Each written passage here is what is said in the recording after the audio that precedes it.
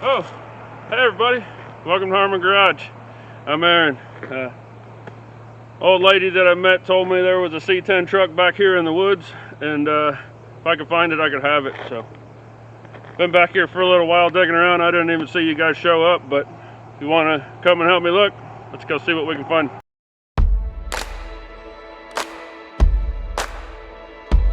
All right, well, I've scoured that whole area back over there pretty good, and I haven't seen anything yet. So now we're gonna go this way and see what we can come up with. And I'm just kidding, there's nothing in the woods, there's no old lady. This is just the woods at my shop. Just trying to do something a little different. And the C10 that got drug out of the woods that we're gonna try to start today, you've probably seen before. I've had people ask me what it was and what I was doing with it, and today's the day we're gonna find out. So 1983 C10 Silverado, 2014 maybe. See what the license plate has to say. It's been sitting at least 10 years. And the license plate says nothing, because there's not one there. So just looking around, we got an air box, we got a master cylinder, we got a fuel pump, got some exhaust pieces, heater core that definitely isn't out of this truck. We got wheel bearings, lug nuts, more wheel bearings, dust caps. And we've got dust caps missing, and it ain't looking very good. This dust cap's here. 2 of the 5 lug nuts are snugged down. That's pretty cool. You guys might be saying, what the heck, Aaron, that truck looks awful clean and whatnot for being sitting for 10 years. And yeah, it does, because I wasn't originally going to put this on the channel. This is one that my buddy bought that he wanted to flip, and he brought it over to me to do what we're going to do today. What I'm going to go over, you guys will see we're going to do here shortly. And I wasn't going to put it on the channel. I was just going to knock it out in my free time and get it done for him, get it back to him. Well, it's been sitting here for like 6 months, and I don't know how familiar you guys are with any of this, but when you're a YouTuber, there's not really any free time. YouTube is all I do. I don't have a regular job or anything like that. I just got a really cool wife, and I've been trying to build the channel. I've been trying to do my merch, which, you know, if you don't know about the merch, there's a website right here, and link in the description also. Go check it out. And but that's all I do, so I'm constantly working on something to make a video, and it's 6 days a week. So I haven't had free time to do this like I was going to do. So we're going to make a video about it, and it's a will it run, because we don't know, and right now it doesn't. So we're going to see what it takes to get it going. So I don't know if it's necessarily a will it run or a what will it take to make it run, but that's what we're gonna do. So we're gonna say, judging by this sticker, that it's been sitting since 14. So, or that's the last time it was inspected, was this expired in 14, so it would have been 13. So we're at 10-ish years. Seats missing, windows don't roll up, and other than that, it's dirty. And when he got this truck and brought it to me, I knew what the case was. Somebody stuck an 86 and later center bolt valve cover motor in here and never finished installing it. It has the right intake for a carburetor. It's got an HEI distributor, but it's missing spark plug wires. It's got an electric fuel pump down there that appears to have been wired in at one time or another, but it's not right now. Exhaust manifold bolts are loose. It doesn't appear to have gaskets. And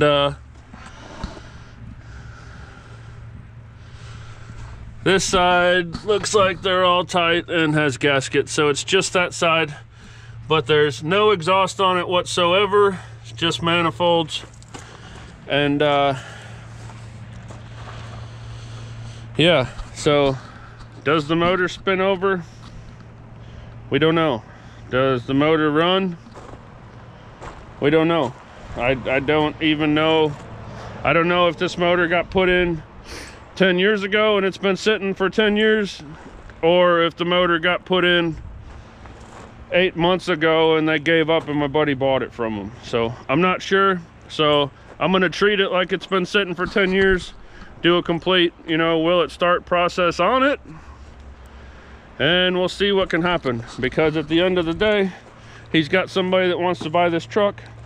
They want to make it a project for themselves, but they want it to be able to run and drive when they get it. So we're gonna make it run and drive, and I'm gonna bring you guys along for the whole process. So let's get a couple tools and whatnot and go get started on it. All right, first things first, gonna take a look, see if we got any oil in it, which I guess you could say it has oil in it, but it's about 2 quarts below the add mark, so there ain't much. So before we do anything else, we're gonna have to put some oil in it, but at least we know that starting out.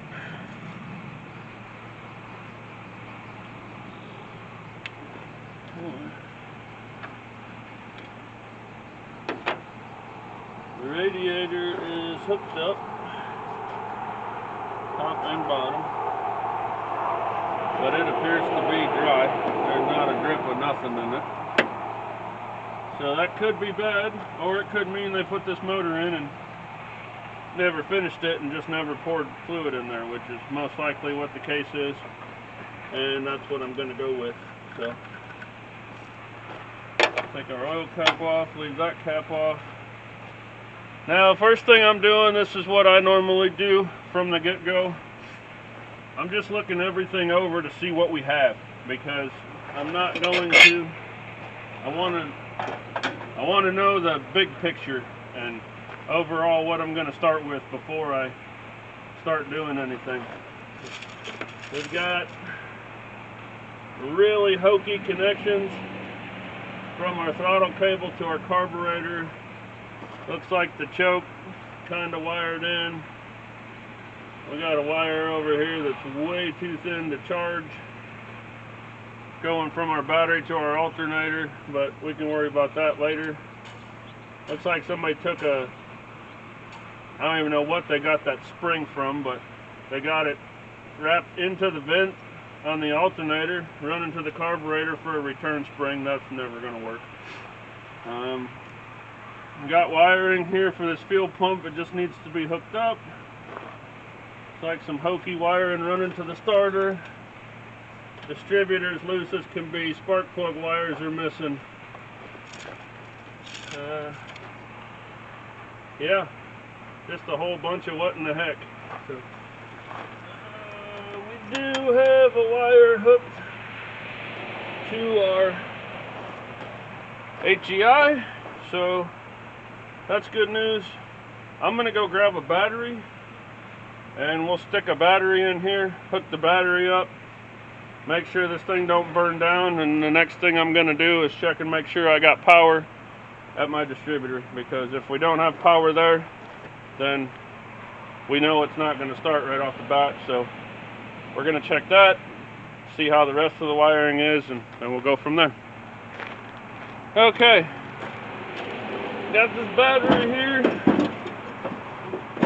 that doesn't have anywhere to sit because the tray's gone, but we're not going to worry about that right now. Got my power probe so we can do some testing there, and we'll see what happens. Just get this battery hooked up.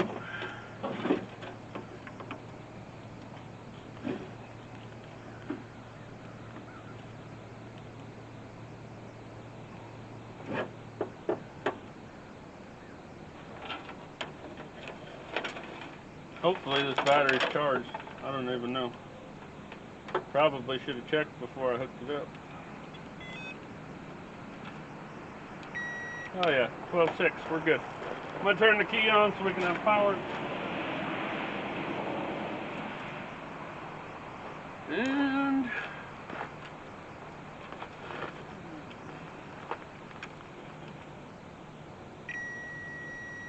alright, we're good. We got power to our coil, to our distributor, whatever. That's all I needed to know. So we've got all of our spark plugs here, but we're missing some wires, so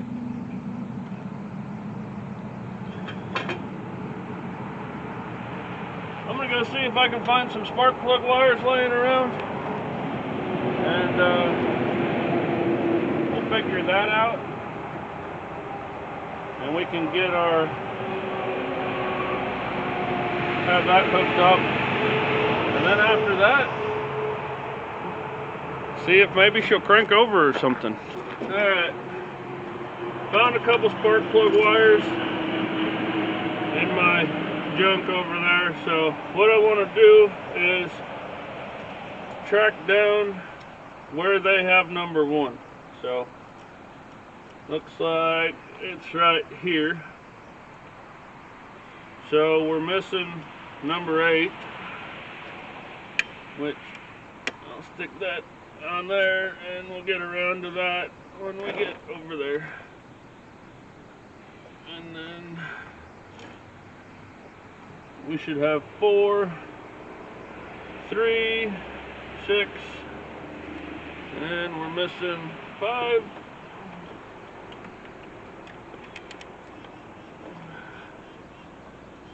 Granted, these wires are just temporary, it's just what I have. So they're extra long and wrong and whatever, but so that's 5, 7, 2. At least they're all going to the right sides. We'll go ahead and take this one that I just put on and hook it up over here on number 8.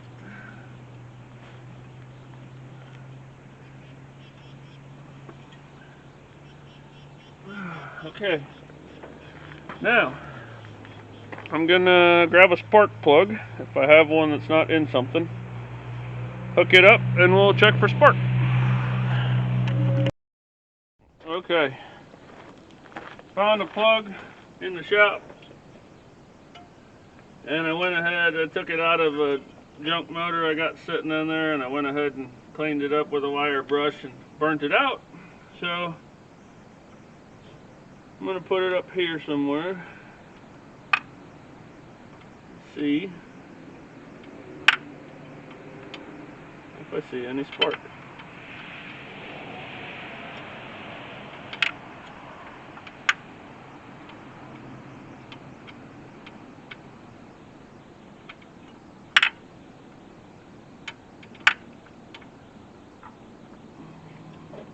If I can see this while I crank the key. Which I can't. Probably gonna have to crawl underneath this thing and hook up my starter button or find that wire right there.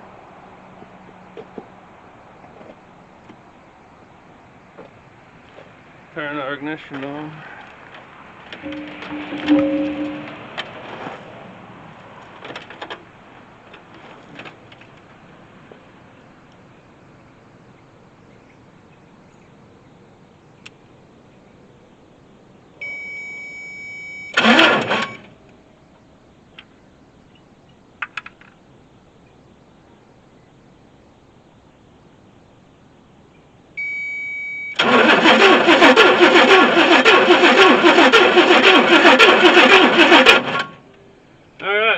We just learned 2 things.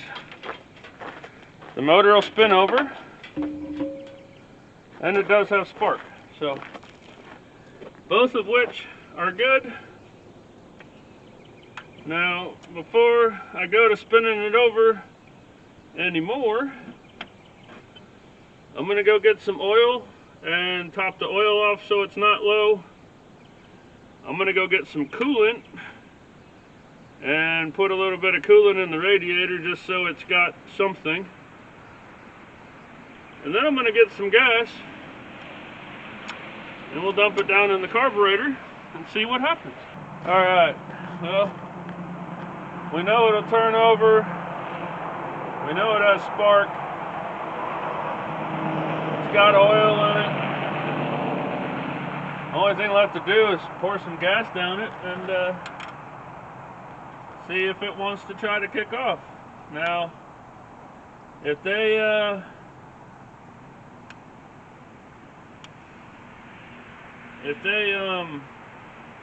just stuffed this in and haven't tried to start it or nothing yet, we have no idea where this timing's at. It could be anywhere. So I stuck some gas in there and we're just gonna see what happens.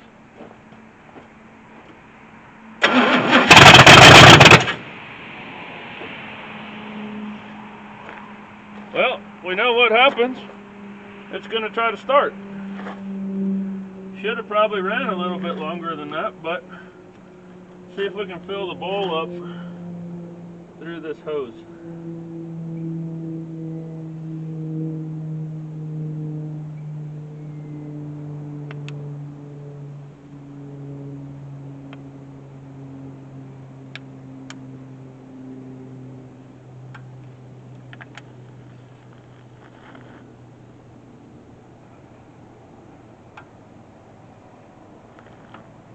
It doesn't have any exhaust on it, like I said before. It's just manifolds. So I don't want to like run it a whole lot, but it'll be okay to just fire it up and see if it'll idle.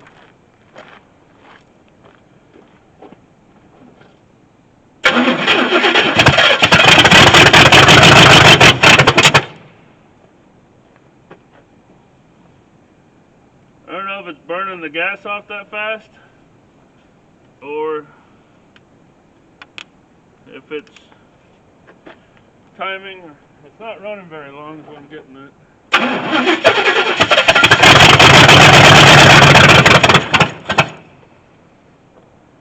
Yeah, I think we're just burning gas off that fast. Trying to get some fuel in the bowls.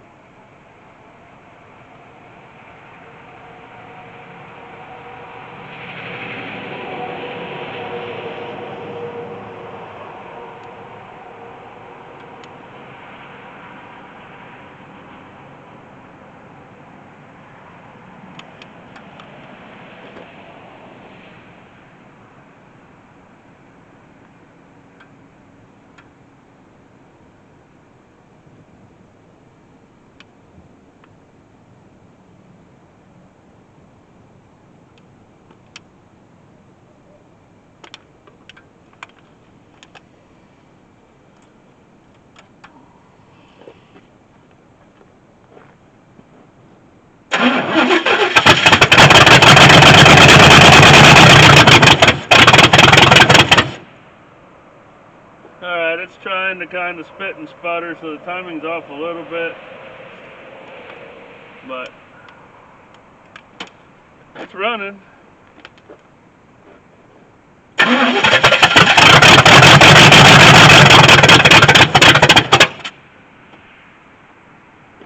Ran a little bit longer that time, so apparently it liked what I'm doing. Check and see what they got going on with these idle mixture screws. Well, I can tell you one thing, they're way too far out.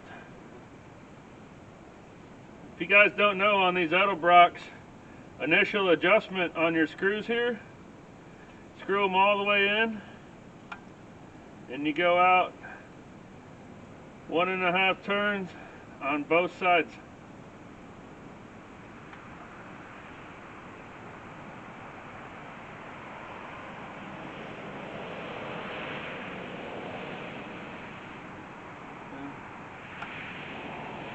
Did that.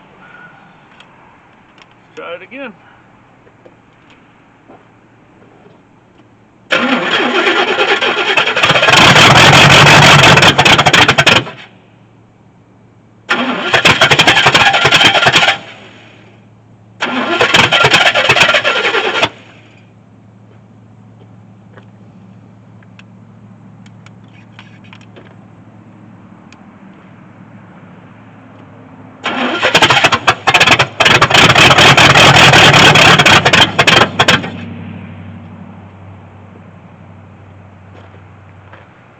All right, well, we know it'll start, and we know it's just quickly burning through the fuel that I'm throwing in it from this.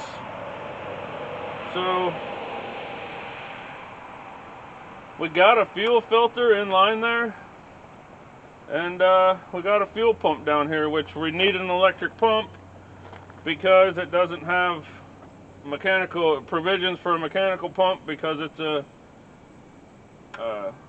it's not a Vortec yet, but it's a 4-volt, might be a Vortec, I don't know. Either way, it doesn't have provisions in the block for a mechanical fuel pump, so we have to run an electric. So I'm going to go ahead and get a little bit of hose, a couple clamps, and we'll hook that fuel pump up, and then it can start pulling from the tank. It'll start pulling from the tank, and with any luck, there's good enough gas in the tank that it'll run off of it. If not, then we'll know there's not good enough gas in the tank for it to run off of. So I'm gonna go and get the stuff that I need. We'll come back and hook this fuel pump up.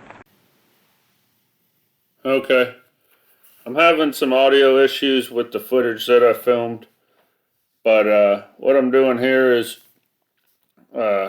taking the line off of the fuel filter so that I can hook my new line up to it, and then we're going to go ahead and wire up the electric fuel pump after I get the line hooked up. And I'll go over what I'm trying to do on the truck. The whole point of it is to get it to where it'll run, drive, and stop. And, you know, all this crazy wiring and everything here, I just want to get it cleaned up and organized. The truck's not wired right. It's got wires running from the starter straight to the starter power, straight to the battery, which is normal, but it's got another wire, not just the main battery cable. It has another wire that's running off of the starter to the battery. It has a wire running straight from the alternator to the battery. It's got a wire running straight from the fuel pump to the key with no fuses and relays. Just all kinds of stuff. It's nuts. So my purpose is to get it running, driving, stopping, and I want to go ahead and clean up the wiring and clean up the spark plug wires and just get all that stuff sorted out so that it can be decent and not just a pile of junk sitting here. And I'm trying to hurry up and get the fuel pump wired in and plumbed, because there's a prediction for a tsunami type rainstorm that's supposed to be there in about 20 minutes. So I'm trying to get through it, get done what I can, so that I can get air in the tires and get it moved over onto the apron where I can work on it without getting flooded out. So I'm going to finish hooking it up and see what happens after that.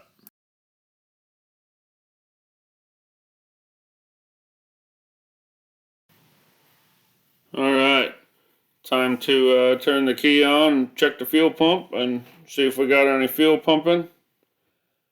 I'm pretty sure you guys can't see the fuel pumping through there right now because I can't looking at the video. But it does have fuel pumping. There you go. Now you can see it filling up the filter a little bit. So fuel pump's working. It is pumping fuel in.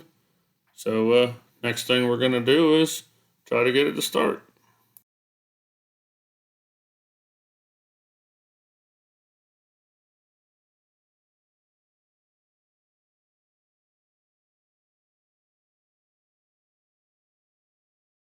Alright, well, I started filming this video like 2 or 3 weeks ago or something like that, when the weather conditions were a little bit better.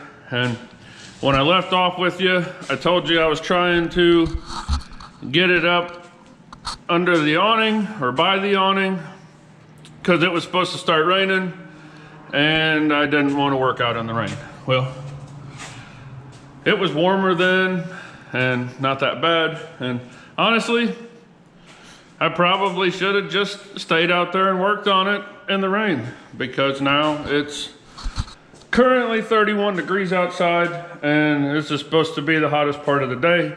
The weather's supposed to be dropping, and you know me, not a huge fan of the cold. So I already know people are gonna tell me, oh, it's colder where I'm at, it's colder here, it's colder there. I get it, and I feel for you. I don't do the cold at all, and any colder than this, I normally wouldn't be doing it either, but we're gonna get videos out. We're gonna keep the content going. So where we left off, I had it running, but it didn't have any exhaust on the manifolds, and I'm not a big fan of running them with open manifolds. So I was looking for some exhaust to fit exhaust manifolds on a Vortec motor. Didn't have any luck coming across any with anybody that I knew. So I got a set of used headers. So we're gonna pull those exhaust manifolds off. We're gonna throw this set of used headers on, and then I'm comfortable running it with open headers. For one thing, there won't be flames shooting out of the manifolds, burning the firewall.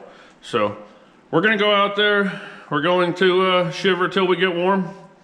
We're gonna throw these headers on, and then we'll see what other kind of trouble we can get into. Okay, well, not gonna say it was anywhere near the easiest header install I've ever done. Part of it may be because it's cold, but got the headers in. Need to clean up and route wires and wiring and everything else, but headers are in. And I had every intention of firing it up, moving Sparky out of the way, pulling this truck up onto the apron the best that I could, because it's been sleeting slash snowing slash raining, and I'm fighting through the cold, but I'd much rather be underneath the awning than out in the rain and wet. Well, this thing has such a bad vacuum leak. Something in relation to this carburetor, which I was going to show you guys and walked away and didn't. There's something seriously wrong. The carburetor's brand new. Like, you can tell by looking at it, it's brand new. But there's something with the install of the carburetor that is not right. So, I mean, the spring's not hooked up. This is our throttle here, but that's as far as I can move the throttle. Like, I can't even open the primaries halfway. And I've looked at everything out here, and nothing seems to be in the way. So with that being said, rather than driving it over onto the apron the best that I can like I wanted to, I'm gonna grab the tripod and the other camera, and hopefully they don't get too wet. And I'm gonna grab a wrench. We're gonna pull that carburetor off, see if we can find anything wrong with it. I have reason to believe that as soon as I crack these bolts loose on this carburetor and pick it up a little bit, the reasoning for why it's doing everything that it's doing is gonna smack me clean in the face. I mean, it's the wrong, if I had to guess, just, well, you guys see that? That just came out of the fuel fill here. So it's running. I don't know how, because it seemed to be blocked off, but there should be a screen in here so we can take that and clean it.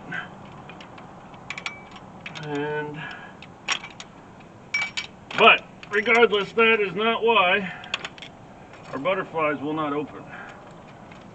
So there's still that.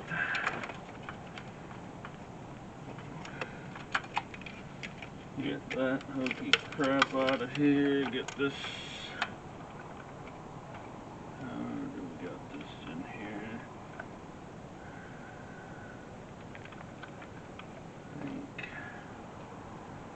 I can't even figure out how the heck they got this stuck in here.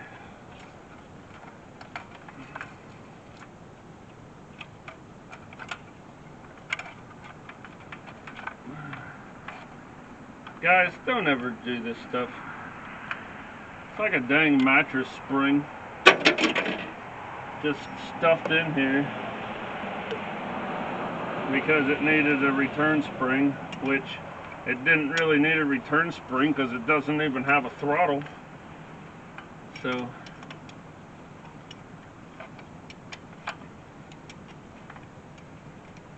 anyways, back to pulling the carburetor off. Like I said, judging by the looks of it, it appears that it has like a quadrajet spread bore gasket on it, and I'm thinking that's the case, and I'm thinking that the butterflies are hitting the gasket, and that's what's keeping them from opening. So if you think I'm right, let me know in the comments. If you think I'm wrong, tell me what you think it is in the comments, and we'll find out in about 3 or 4 minutes here who's right. I'm not trying to be smart. It very well could not be me, because there's a good chance that it's not hitting the gasket, but there's also a good chance that it is. So, what is that? 1406, so that'd be a 600 CFM electric choke, obviously. Vacuum secondary.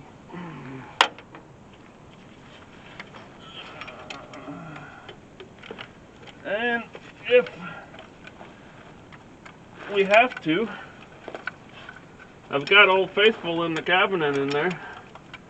My old Carter AFB that I ran on my Pennywise, my dually, for a couple years, and it was about time for a rebuild, and I just bought a new one and put it on. So nothing wrong with it. I've rebuilt it since.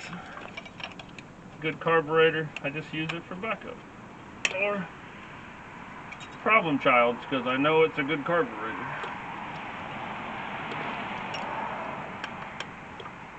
If I could get this up by the shop where I had power, I would get all these leaves and squirrels and nuts and everything else out of here, so I could probably find other holes in the intake. But part of it might have been that piece of junk. Part of my running issues may have been that piece of junk I found in the fuel fill there.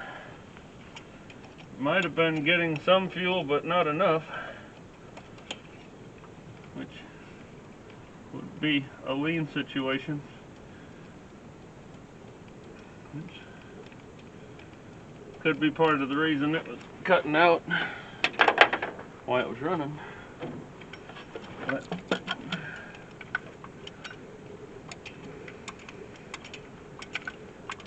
alright, you guys all done putting down in the comments what you think our problem is here? Because we almost got it off.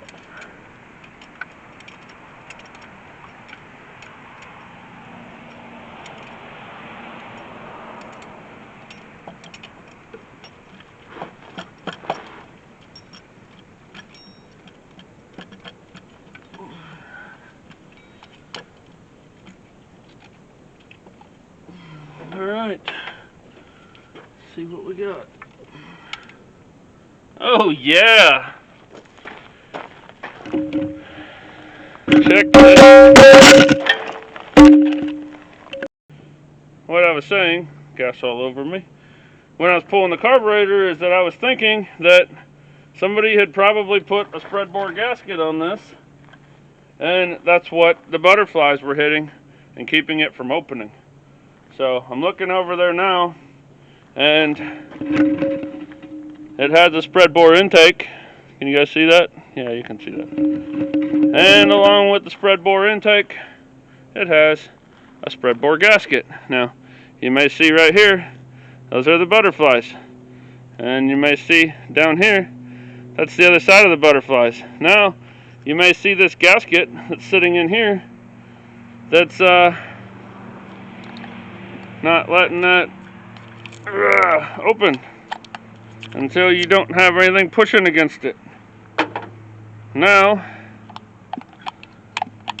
it can do everything it wants to do, and probably, if I had to guess, not have a huge vacuum leak. I'm gonna go inside and see if I have a proper gasket for this, because obviously this is not gonna work. You can run a quadrajet on a spread bore intake, but actually you can't even run a quadrajet on this spread bore intake without a spacer because of the EGR block off. So I'm gonna go check and see if I got a carb spacer that's spread bore to square bore, because realistically right now that's what we need. So I'm gonna go look and see what I got, and hopefully I have one. So hang tight. All right, I showed you that nothing was right, which happens all the time. So anyways, I figured out that, sorry, it's cold. That is running. I figured out that it wasn't right. I know that I need an adapter plate to make it work right. So I went digging and digging and digging and digging, and I found my spread bore, a spread bore, T square bore adapter, but it didn't have any screws. And I have the gasket that was on there that should work. I found a square bore gasket and studs for the top, and I dug through and found washers and nuts. When I say I looked through and dug through and found stuff, I've been digging for like an hour. So anyways, didn't have any luck finding bolts. So what do you do when you can't find bolts? You drive 30 miles to the closest store and buy some and drive back and keep going. No.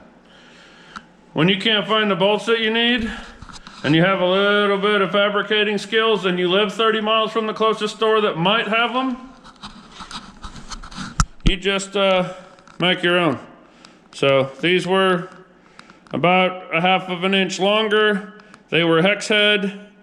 We went over here on the belt sander and rounded them off so they fit in the hole. I cut them down on the bandsaw to the length that they needed to be, and then I took them like this, put them in the bandsaw, and cut the groove directly down the center of them. And it wasn't big enough to get a screwdriver in, I just used it as a guide. And then I put them in the vise and ran the Sawzall through them to open it up where it's big enough for a screw. You guys may be thinking, man, that was a lot of work for nothing, but you could have just gone and bought some bolts, and you're probably right. But being that, one, it's a holiday, two, it's extremely cold, and three, it's 30 miles each way to go get some bolts, and they might not have exactly what I need. This is what I did. So we're gonna go back outside, which it appears to be sleeting and snowing again. And we're gonna put this carburetor back on and see if we can make any headway. Okay, I went ahead and put the studs in the adapter plate inside because, well, it's warmer in there. So, you guys are probably tired of hearing me cry about it being cold. but I'll stop. No, I won't. I'm gonna keep crying until I'm in a heater.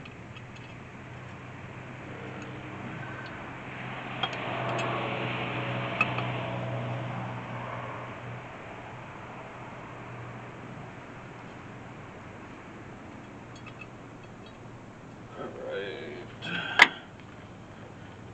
See if these work out the way they were intended.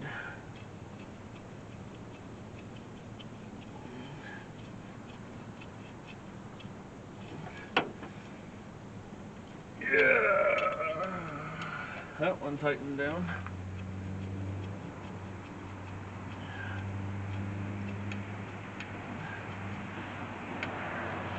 Yeah, that one tightened down. I'm glad I didn't drive 30 miles each way to go get these, because these are going to work out just fine, and they only took me about 10 minutes to make.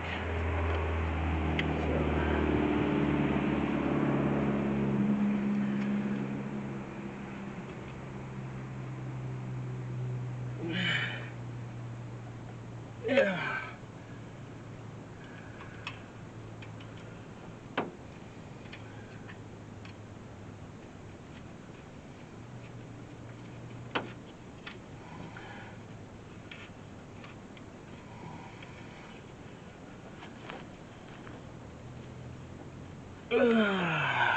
All right.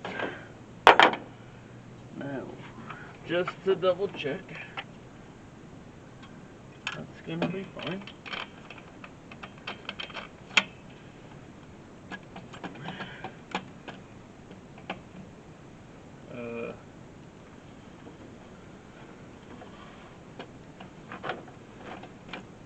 Oh, okay.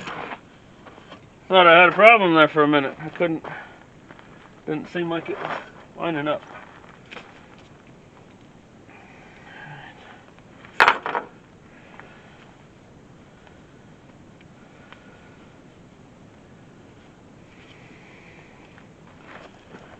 Okay.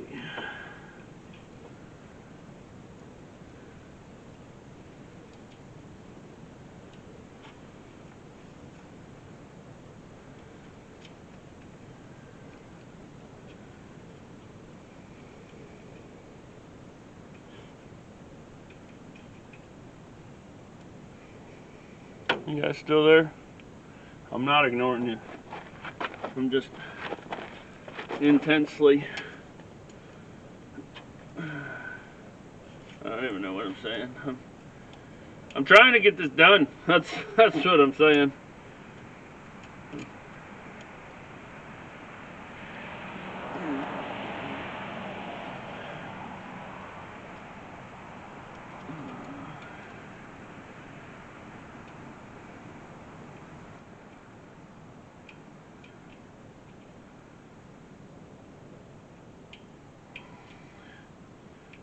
Okay, I took the 1/2-inch wrench that I need to tighten that down back inside.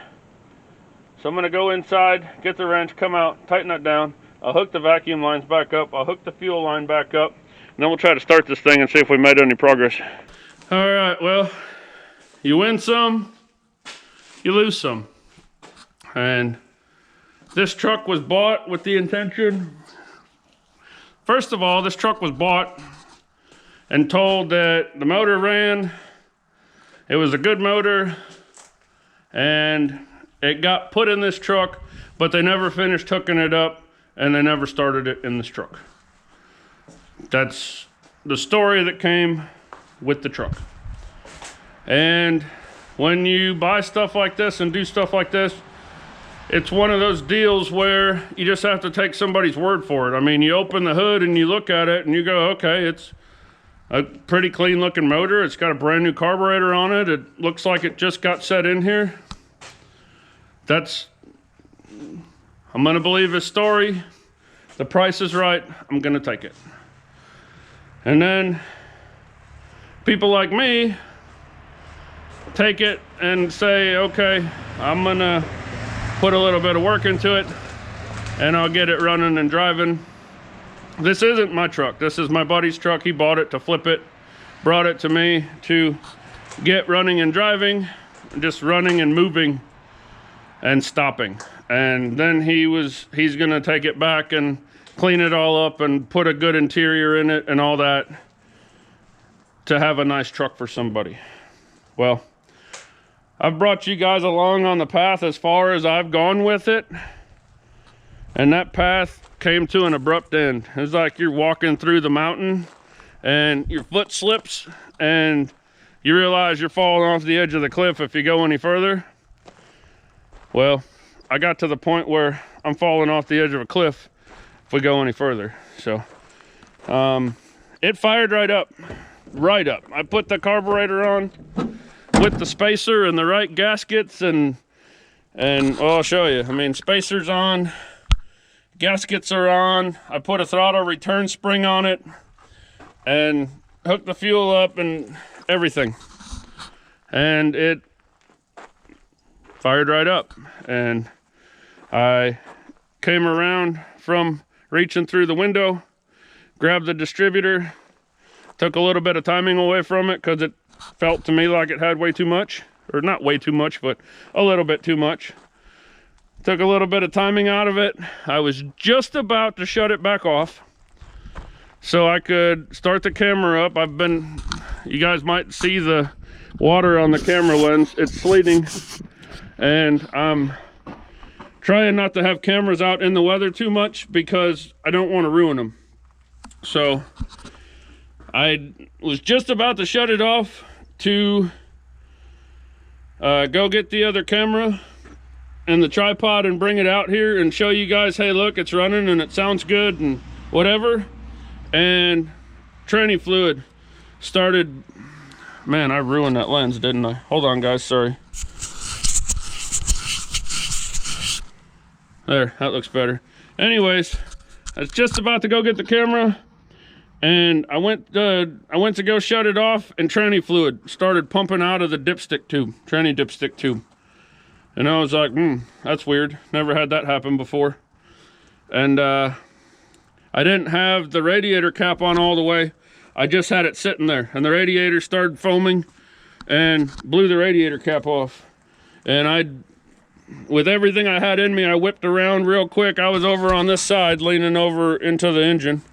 I whipped in the window, shut it off, went inside to call my buddy that owns the truck and let him know something was going on. And when I came back outside, I found this. And I pulled the dipstick tube, wiped it off, stuck the dipstick tube back in there. Granted, I may have showed it earlier in the video. I don't remember if I did or not, but I checked the oil in it and I filled it up, and I put about a half a quart too much in it. So it wasn't low, it was plentiful, however you want to put it. Hold on a second.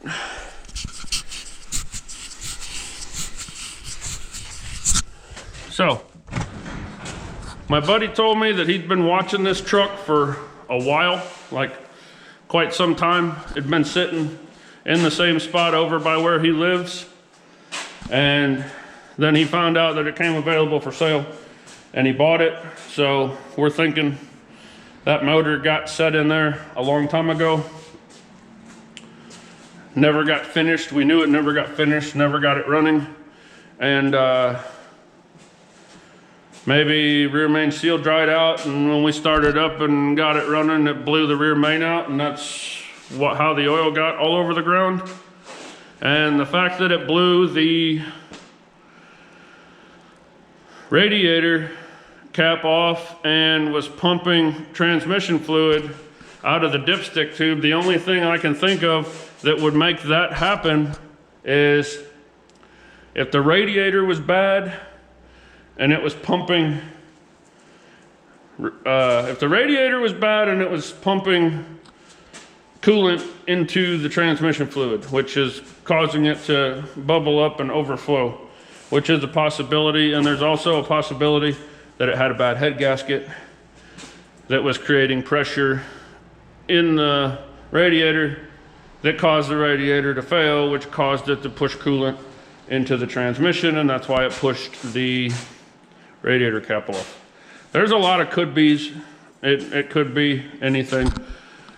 It could be the fact that whoever owned the truck before my buddy got it knew that this motor was junk, and they weren't putting it in, they started pulling it out, and then got as far as they got and said, screw it, we don't want it anymore, we're not dealing with it. And it sat there forever, and then they sold it, and maybe they just threw that new carburetor on it. So it looked like they were doing something, but I doubt it because it's a Vortec motor, the throttle body motor with the right intake manifold on it and a new carb and stuff. So it leads me to believe that they were actually putting it together. But how long ago were they putting it together, and did they know it had issues? It was far enough together that it could be started. So they might have started it and found out it had issues, and that's why they quit. I don't know. I'm not accusing anybody of anything. I don't know for sure, but like I said, when you do the kind of stuff that I do and you do the kind of stuff that we do, and anytime you go dig something out that's been sitting in somebody's yard, and you know, sorry guys, I'm trying to clean up so I can get out of here while I'm talking, but anytime you go get something that's been sitting in somebody's yard and do a willet start on it or try to get it going again so that it's usable, you run the risk of coming across one like we came across here that's just either been sitting too long or it's just flat out not any good. So that's what we got into, and it happens. So I had a streak of willet starts, I think two or three in a row that I couldn't get to run. Now, the 6.2, I think it was 2 in a row. The 6.2 diesel, I believe it needs an oil change and a brand new starter and better batteries. And I think that thing will bust off. The 292 that was in Kermit that we pulled out and tore apart had a bad head, and I know that's why that one wouldn't start. So I don't feel so bad about the willet starts not starting, like I'm losing my knack for it or whatever, because I'm not. I still got it. It's just a stroke of bad luck with the ones that I was working on. This one here, I got to run. It sounded halfway decent, but it has ulterior problems that we were unaware of. So I'm gonna stop talking to you guys because you can only say it's junk so many times before you realize that it's junk. So if you haven't been over and checked out the merch store, please do. Links in the description. Thank you guys so much for watching. If it wasn't for you guys, I wouldn't be able to do this. Y'all have a good one. We'll see you next time.